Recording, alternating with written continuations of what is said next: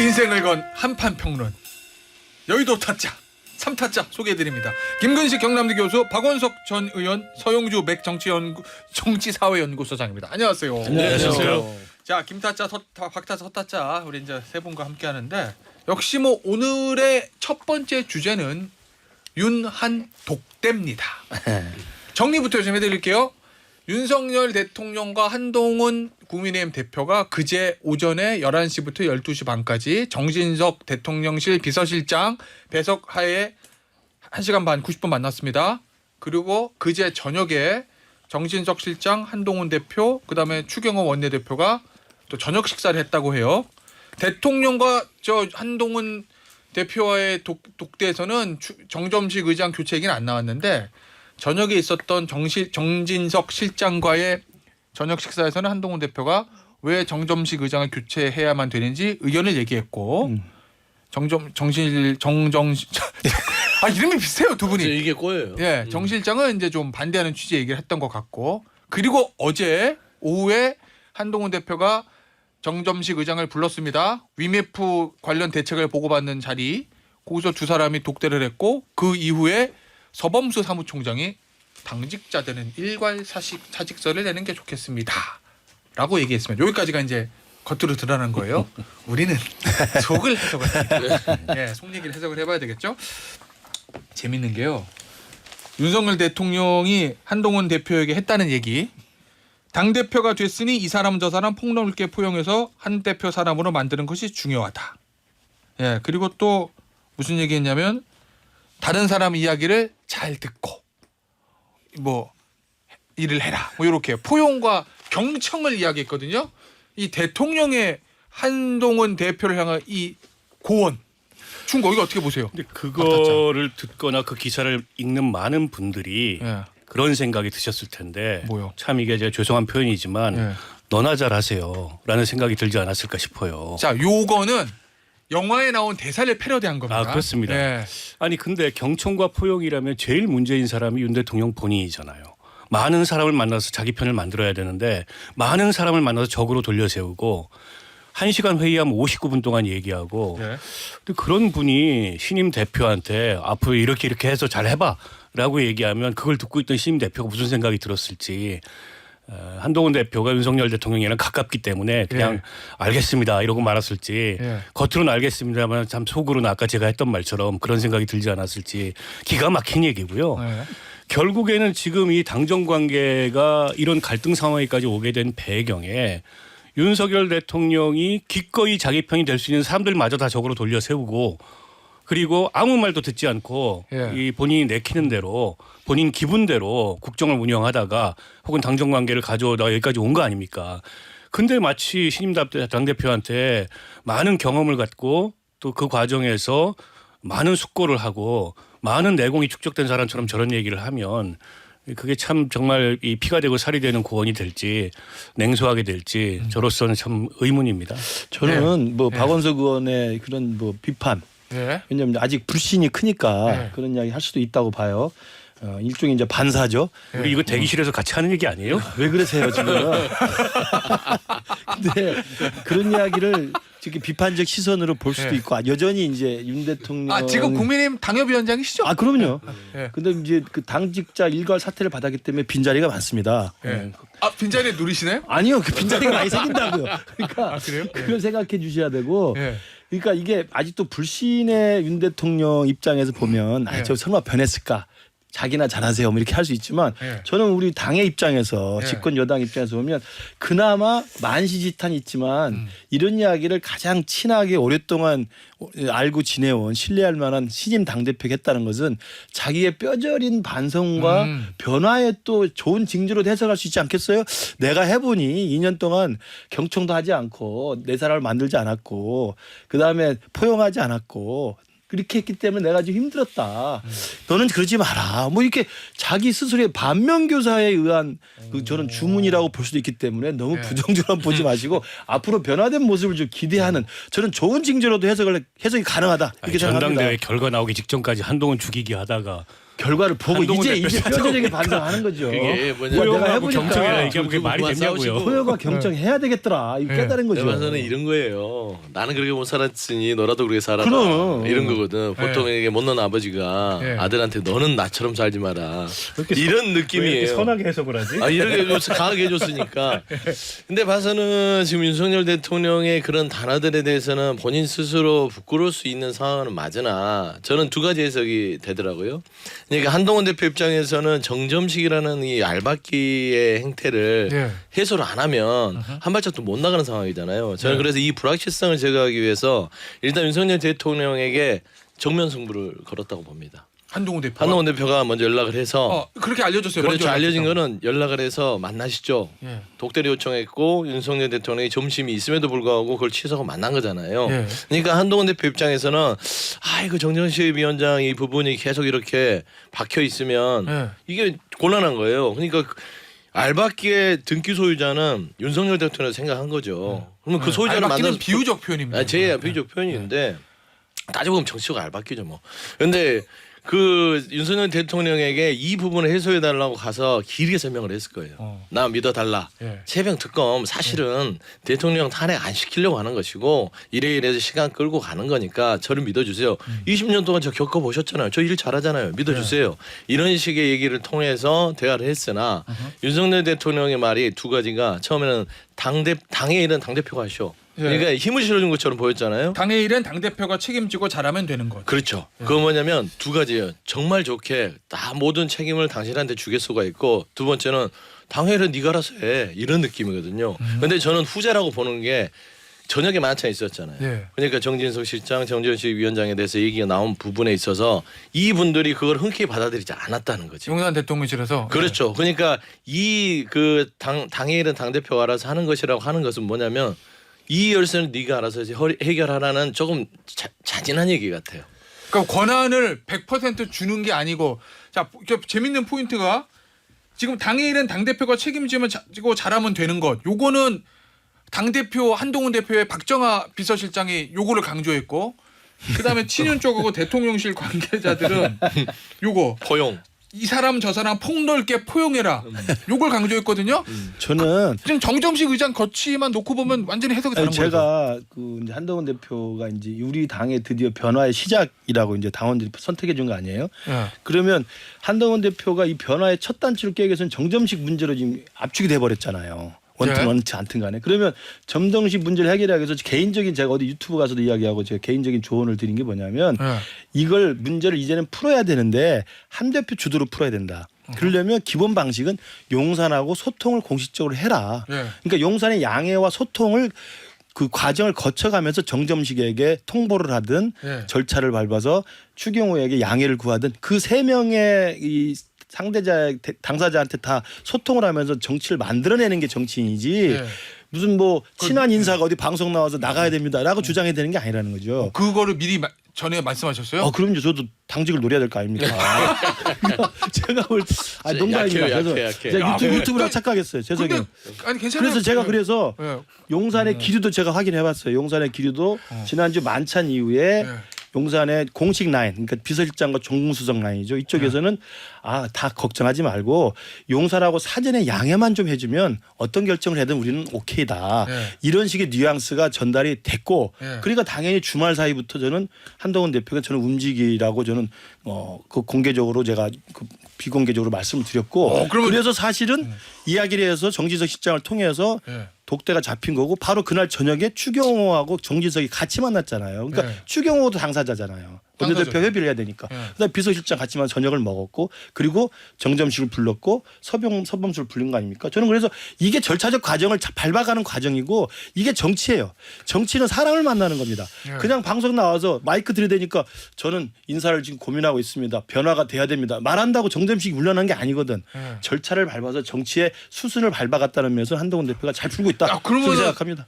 결과적으로는 저 김근식 전 비전 전략실장의 그 전략대로 움직인 거네요. 한동훈 저만 대표가. 했겠어요. 다른 분들도 많이 조언했겠죠. 저는 좀 네. 이상한 게 잘 될 거라고 믿습니다. 예. 그러니까 윤석열 대통령이 이제 지시하는 리더십에 익숙하잖아요. 네. 저분이 협의하고 네. 뭐 수기하는 스타일이 아닙니다. 근데 이제 한동훈 대표와의 관계도 이제 그런 것에서 변함이 없는 것 같아요. 혹은 변함이 없으려고 하는 것 같아요. 왜 그러냐면 그 한동훈 대표는 아마 여러 현안에 대해서 본인의 계획이나 의견을 얘기했을 겁니다. 근데 이제 대통령은 보도된 걸로만 보면 검찰 시절에 얘기를 하면서 뭐 훈훈한 분위기를 만들었다. 네. 그러니까 구체적 현안이나 구체적 의제에 대해서 구체적인 소통을 대표하고 하지 않는 거죠. 그리고 저녁에 비서실장을 보내요. 정전직 교체 안 돼.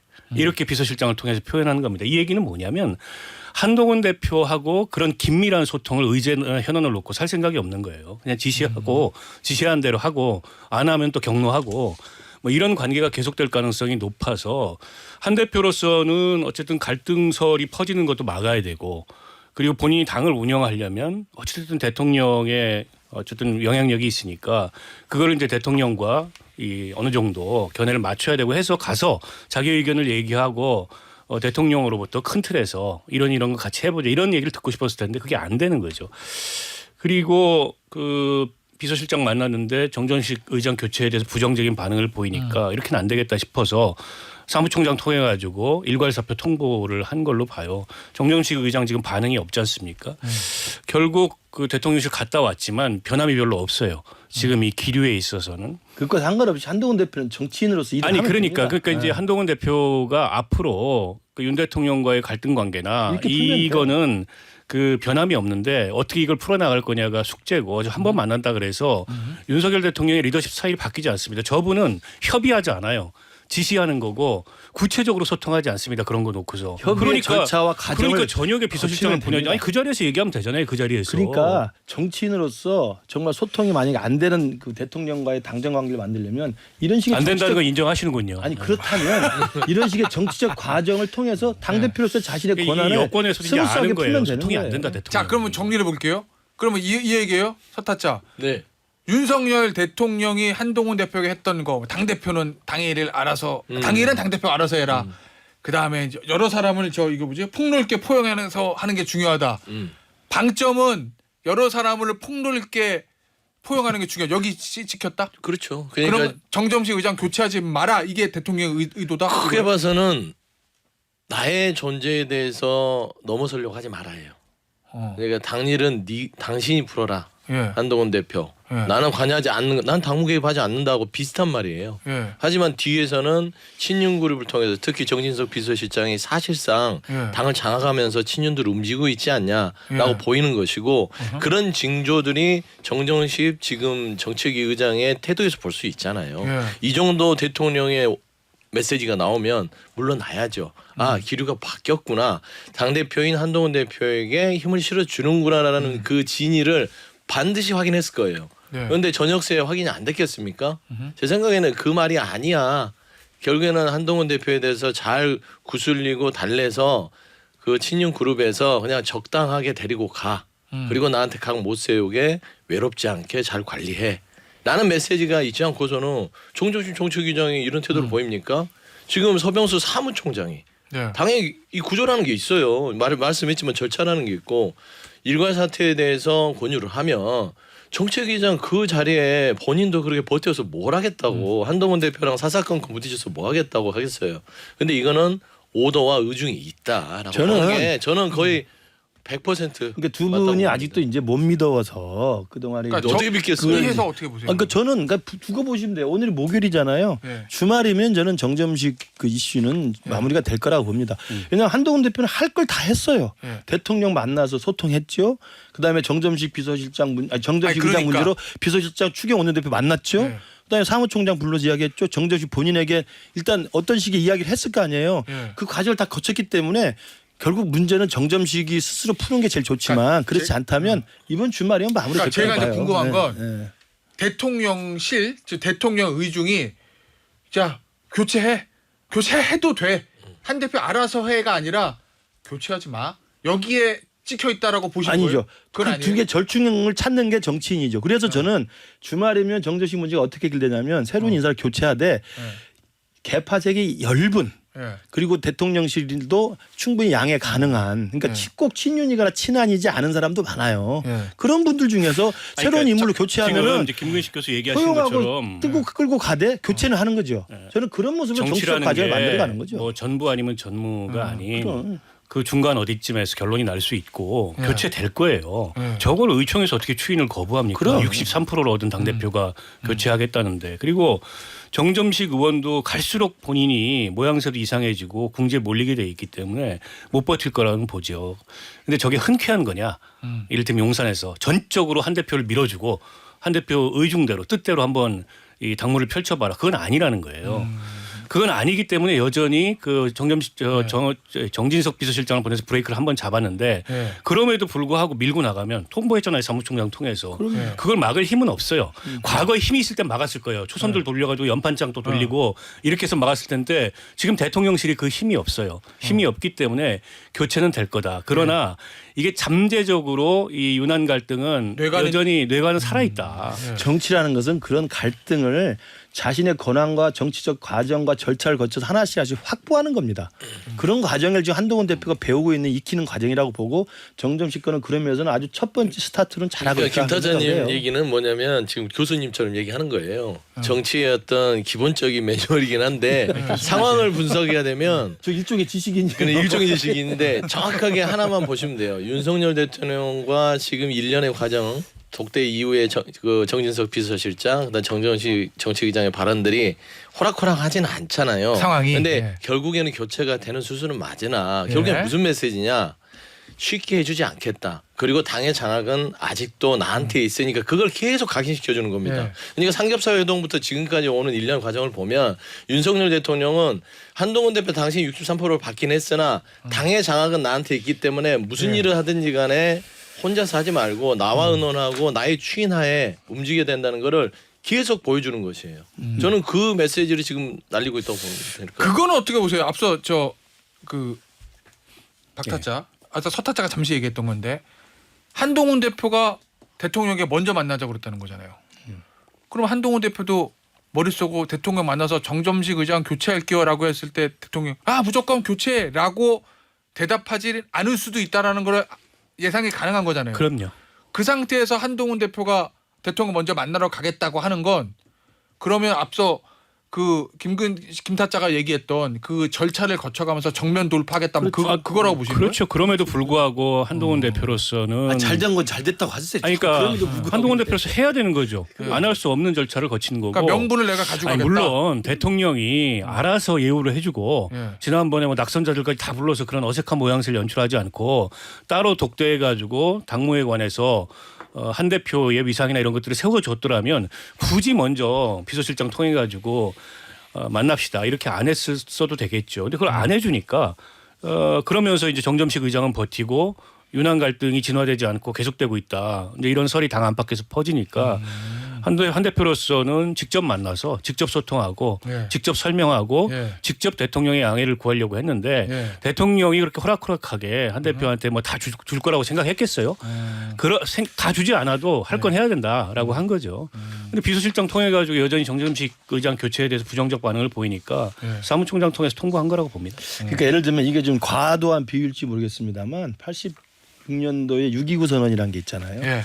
그러면 민정당의 대통령과 민정당의 당 대표 최고위원 예. 둘 사이에는 같은 배를 탄 운명 공동체지만 정치적 승리와 정치적 그 역사적 마무리를 위해서는 한 명이 절차를 밟아서 한 명에 대해서 이의를 제기하고 그걸 관철시키는 정치적 노력이 있는 거예요. 그게 6.29 선언 아니겠어요? 예. 그래서 둘 다 어떻게 됩니까? 노태우가 당선되고 결국 같이 윈윈하는 결과를 일단 만들어냅니다. 저는 그런 것들이 정치인으로서 배워가는 과정이어야 된다.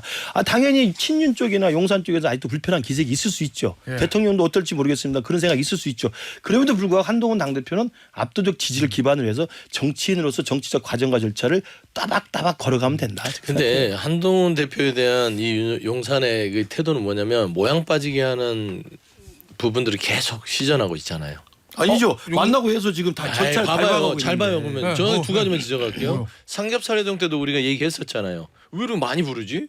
어. 원어부대문 만들었잖아요. 네. 두 번째 독대를 대통령 불러서 했나요? 한동훈 대표가 지금 현재 당내 상황의 불확실성을 제거하기 위해서 본인이 말하자면은 정면 돌파를 한 거잖아요. 네.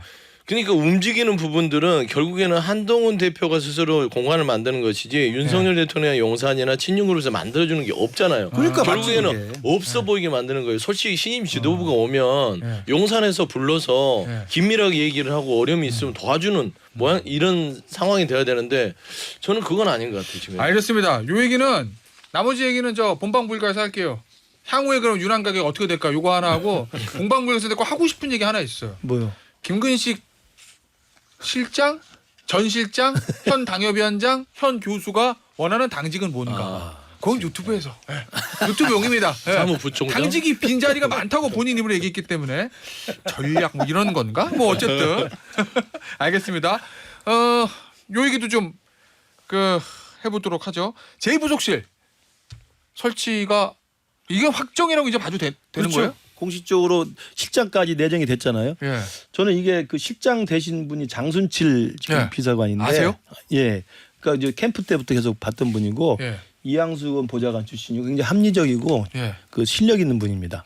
그래서 모르겠어요. 그 전에 그 김건희 여사를 모시는 뭐 부속실에서 그런 길을 했던 분은 아니에요. 예. 그래서 그분을 부속실장으로 한다는 것 자체가 저는 그래서 아까 윤 대통령의 변화에 저는 첫 단추를 여기서 볼 수도 있다. 상당히 새로운 변화잖아요. 예. 부속실을 만든다는 것도 새롭고 그것도 한동훈과 독대한 다음에 결정이 내려졌고 부속실장으로 예정된 사람이 상당히 합리적인 사람이고 지금의 이른바 한남동 라인이나 김건희 여사 라인과는 전혀 다른 사람이 같단 말이에요. 예. 그런 걸로 봐서는 대통령이 이제는 상당 부분 내가 그동안 경청하지 못했고 포용하지 못했다고 한다면 이제 소통하고 포용하겠다라고 하는 그 변화의 첫 단추를 제2부속실 설치와 제2부속실장의 합리적인 분에 대한 내정 저는 그렇게 긍정적으로 보고 있습니다.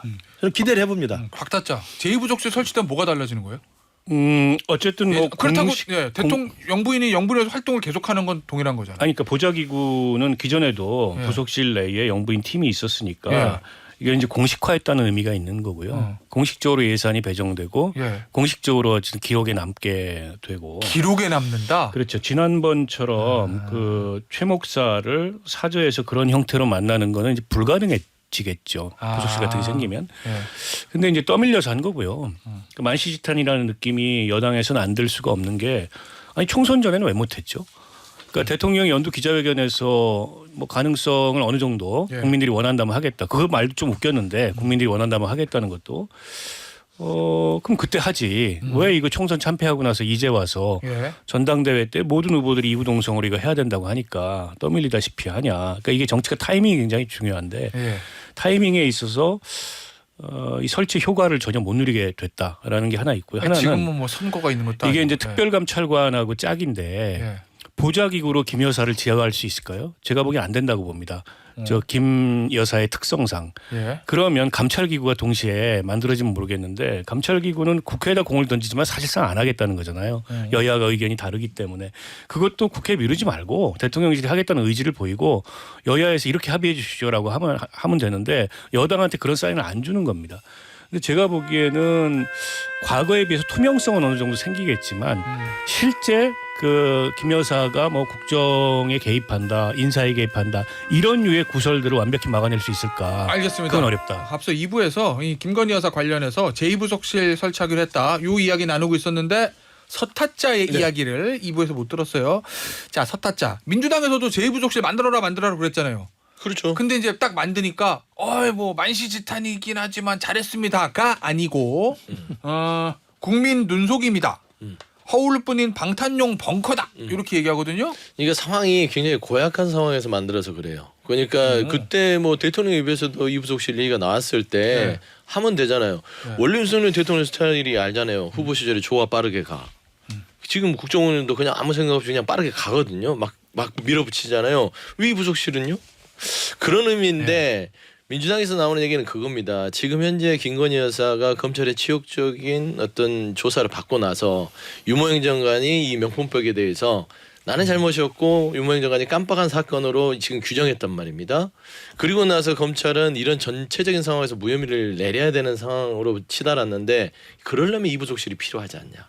뭐냐면 이거예요. 이부속실의 개념은 뭐냐면 외부의 최재형 목사 같은 사람이 못 들어오게 하는 이런 필터가 없었기 때문에 벌어진 일이라는 거를 보여주기 위한 하나의 그냥 그 면피용으로 만든 면피용이다. 거예요. 갖다가 그렇기 때문에 이 부분은 김건희 여사가 명품백은요. 예.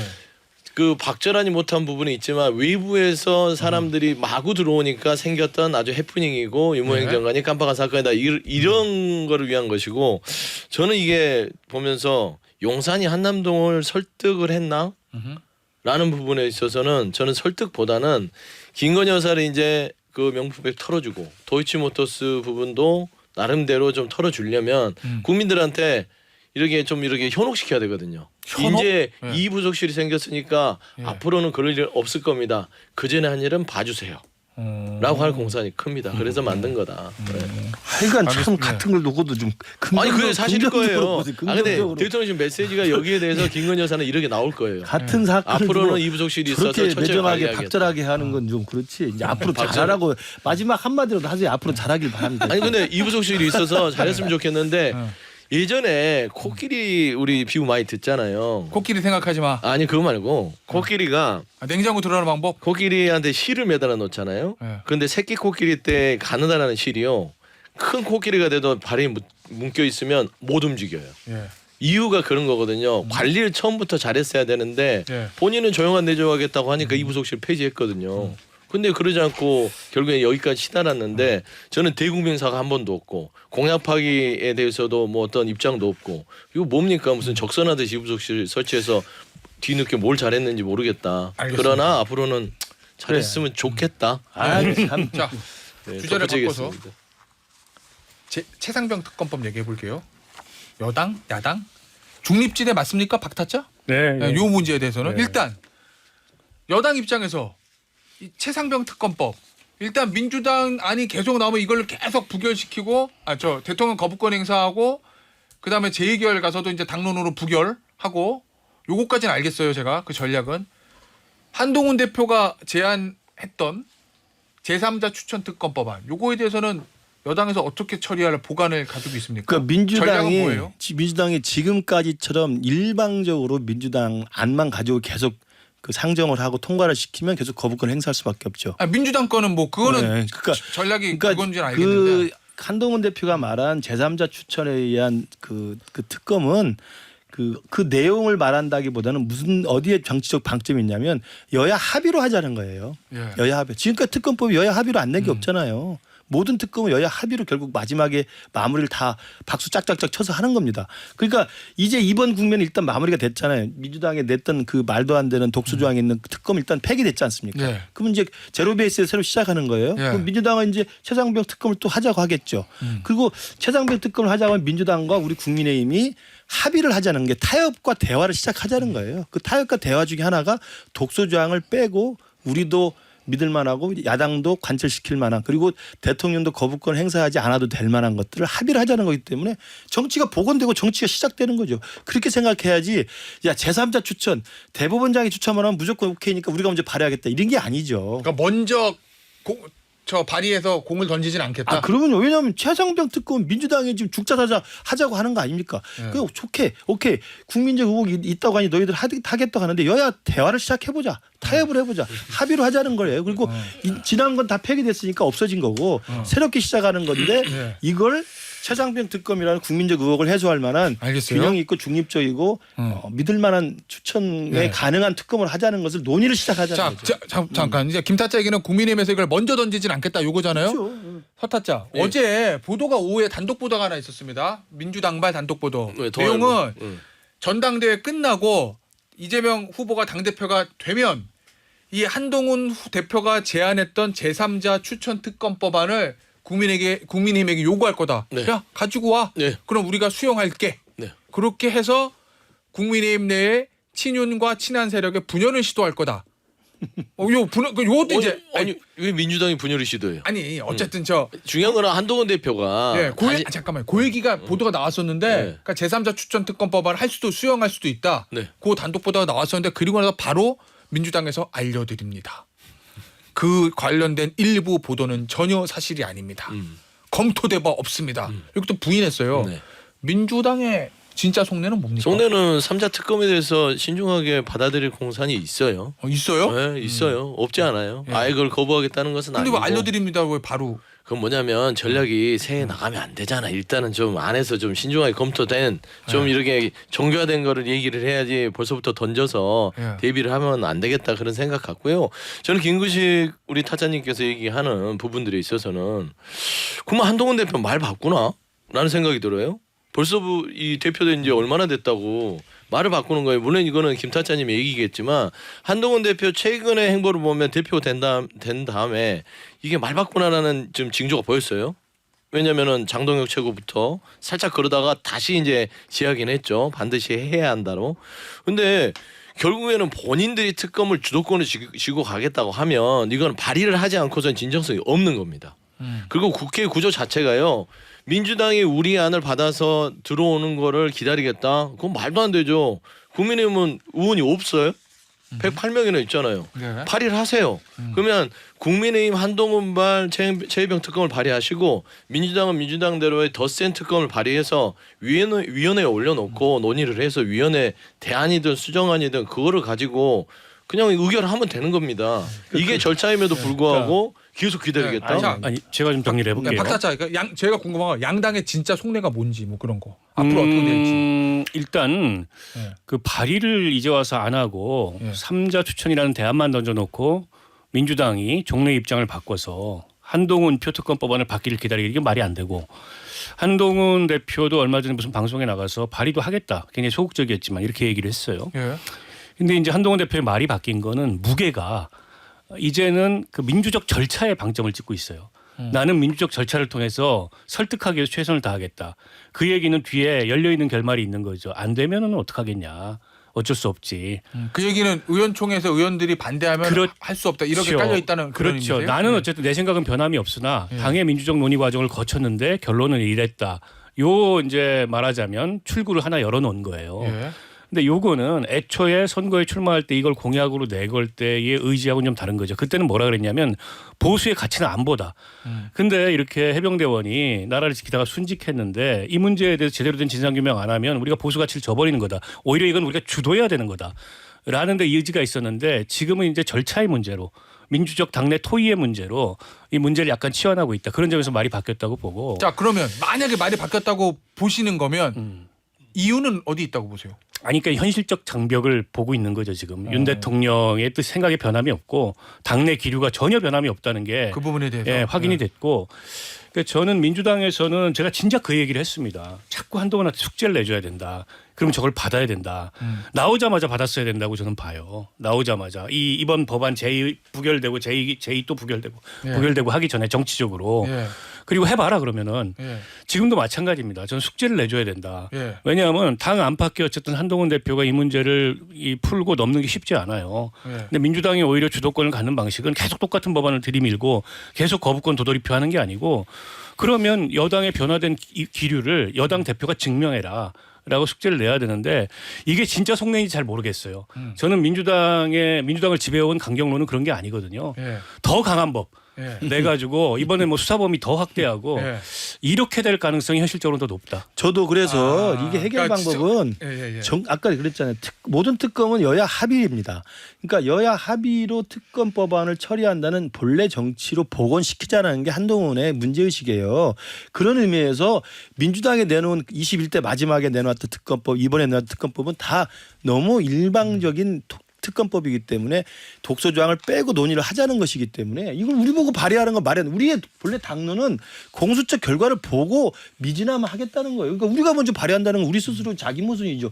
우리는 발의할 생각은 없으나 민주당이 하루 재촉하고 난리를 치니 그러면 우리랑 타협이 가능한 안을 가지고 대화와 타협을 시작해보자. 예. 이게 다예요. That's it. 그거에 대해서 우리 당내에서도 설득을 해보고 민주당 설득을 해보라는 이야기거든요. 이게 최병 뭐가 특검을 다릅니까? 왜 국민의힘에 민주당 애걸복걸하죠? 아니 이거는 그러니까 통과를 시킬 거고 거부권 행사를 안 하게 하려면 민주당이 우리하고 타협 가능한 안을 그러면 한동훈 가지고 대표는 국민을 속인 거예요. 왜 속인 따지면 거예요? 민심에 올라타겠다고 했는데 최병 특검의 요체는 민심이 요구하는 겁니다. 아니에요. 이 부분을 저희가 억지로 끌고 가는 게 아니라 그때는 최병 민주당이 특검에 일단 안을 대해서 다 올려놓은 대통령이 거잖아요. 자꾸 거부를 하니까 그때는 민주당이 이분에 대해서 가는 것이고 특검법안을 올려서 통과를 시킨 다음에 그다음에 첫 번째도 그냥 그 보세요. 살아있는 이슈예요. 첫 근데 번째 그게 이제 최병 폐기가 특검도 됐잖아요. 보면 이게 알겠습니다. 최순실 특검 때랑 내용이 네. 다르지 않은데 갑자기 최순실 특검의 내용과 뭐가 다른 것도 없어요. 독소 조항이래. 그거를 했던 자, 수사팀장 그러면- 윤석열 대통령이었는데. 알겠어요. 자. 말도 안 되잖아요 이게. 두 분의 얘기는 계속 충돌되고 있기 때문에 박타짜. 네. 저는 그냥 이거의 키는 민주당이 쥐고 있을 수도 있다는 생각도 들었어요. 왜냐하면 민주당이 당연히 그러면은 민주당이 하는 거죠. 앞서 얘기한 대로 민주당이 하고 싶어하는 건데. 저 기존의 강경한 안에 더 강화된 수사 범위 늘리고 그 다음에 저 특검 추천권 더 좁히고 그러면 우리 당은 참 편하죠. 예, 이 안으로 계속 갈 건지 아니면 한동훈 대표 또는 천하람 의원이 주장하고 있는 그 수정안으로 갈 건지 민주당의 사실은 다수당이 키를 주고 있는 거잖아요. 아니 어느 그렇죠. 쪽으로 갈 거라고 저는 전망하세요? 그 특검 추천권을 열어놓고 뭐 일부 독소조항이라고 거론하는 뭐 브리핑 어쩌고 저쩌고 예. 그런 것까지 다 열어놓는 대안에 대해서 민주당이 열어놨으면 좋겠다. 왜냐하면 이게 이제 정쟁의 무한 반복이 목적이 아니고 이 사건의 진상 규명이 목적이라면 그렇게 해야 되고 예. 법안은 개혁신당에서 낼 수도 있어요. 예, 예. 이준석 대표 오늘 어디 뭐 방송 나와서 얘기하는 거 들어보니까 개혁신당이 낼 가능성이 있어요. 양자 사이에 중재안 같은 거를. 예. 그럼 그게 대안이 될 수도 있는 거고 예. 국민의힘에서는 근데 한사코 우리는 법안을 발의할 이유가 없다. 우리 원래 입장은 이게 아니다라고 하면 그건 한동훈 대표가 선거 때 공약한 거하고 다른 거예요. 아니죠. 다른 겁니다.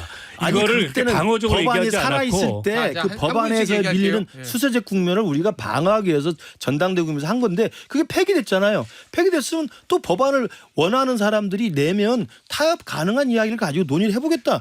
뭐 이게 뭐가 일관되지 않습니까? 똑같은 이야기죠. 그러니까 민심에 올라탈 수 있는지 없는지 한번 보시죠. 이걸 국민들이 우리가 주장하는 바가 아니라 국민들에게 말 바꾸기다. 약속을 지키지 않았다고 생각하는 추이들이 나타날 거예요. 자 그러면 서타짜 네, 이 다음 회기 때 또 발의할 거잖아요. 무조건 하죠. 그러면 어떤 식으로 갑니까?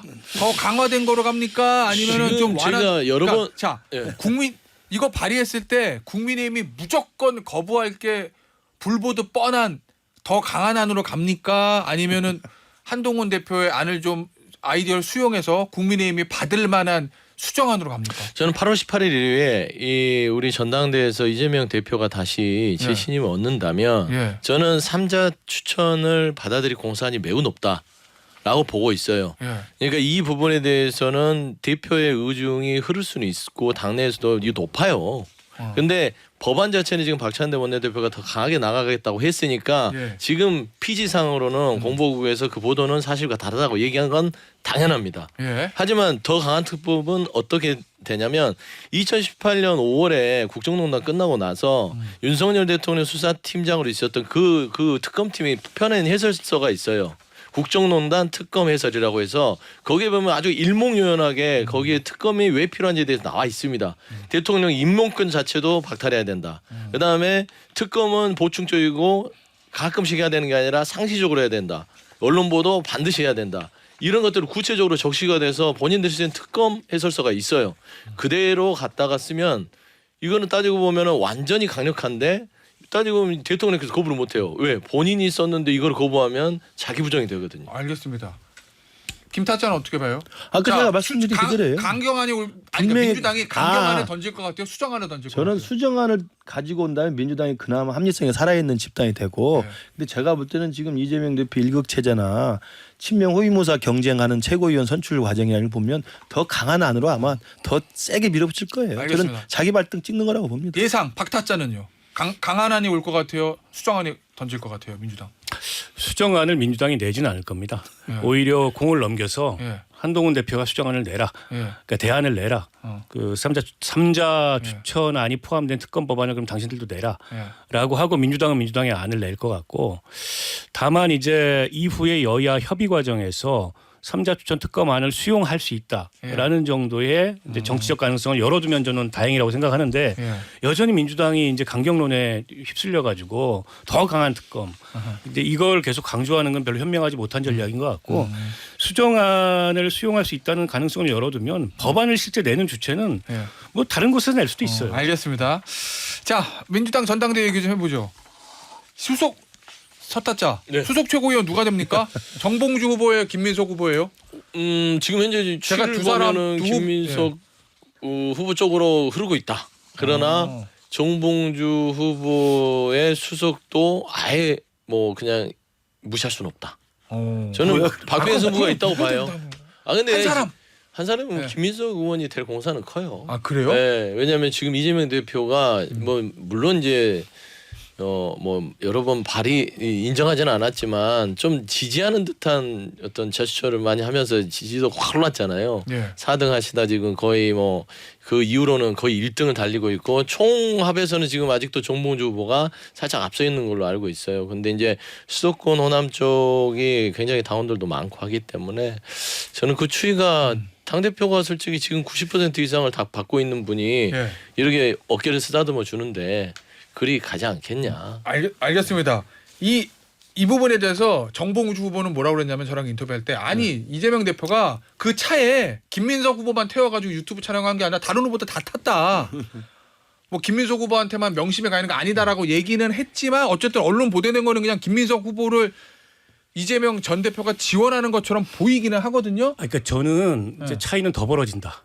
그래서 무조건 김민석 후보가 수석 최고가 될 거고 예. 제가 여론조사 하나 소개해드릴게요. 예. 데일리안이 여론조사 전문기관 공정에 의뢰해서 예. 29, 30일 100% 무선 ARS 방식으로 최고위원 후보 적합도를 조사한 결과 자 저희가 안 찾아도 됩니다. 예, 다 제가 해주세요. 했습니다. 예. 아유 민폐를 안 친- 끼치려고. 친절한 패널이야. 24.3%로 김민석 후보가 1등으로 나왔고요. 정봉주 후보 3위로 밀렸습니다.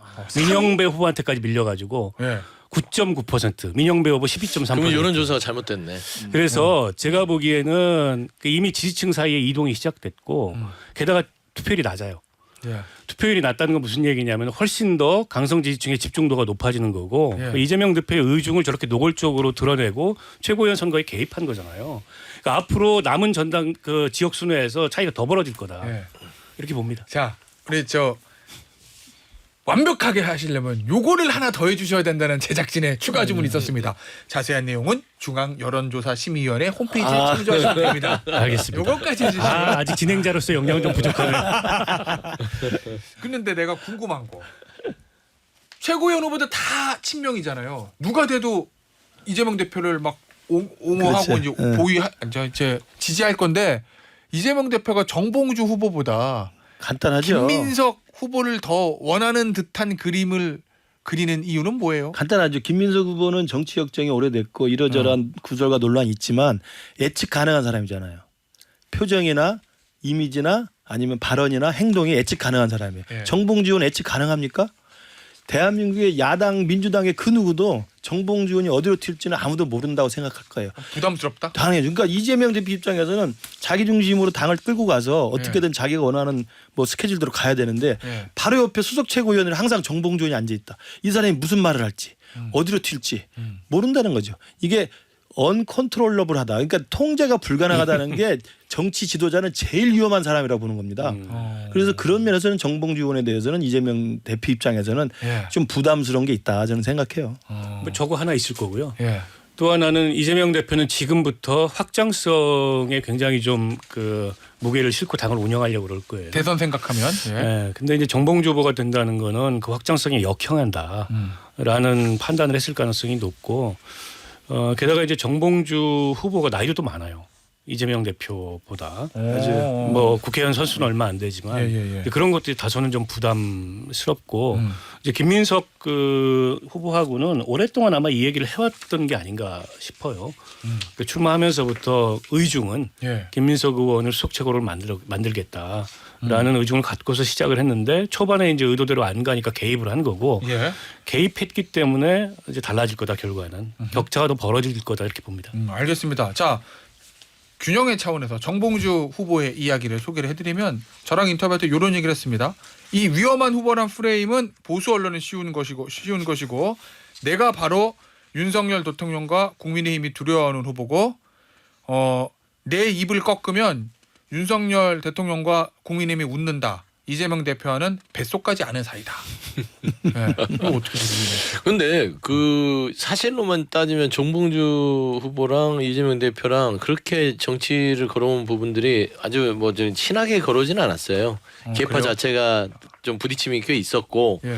근데 지금 이제 지지층은 비슷하나 또 예. 달라요. 정봉주 후보도 팬덤이 있어요. 있죠. 근데 그 팬덤 자체가 아예 또 이 이재명 대표를 지지하는 지지층은 또 별개냐 또 그것도 아니에요. 좀 달라요. 다르지만 같아요. 좀 다르지.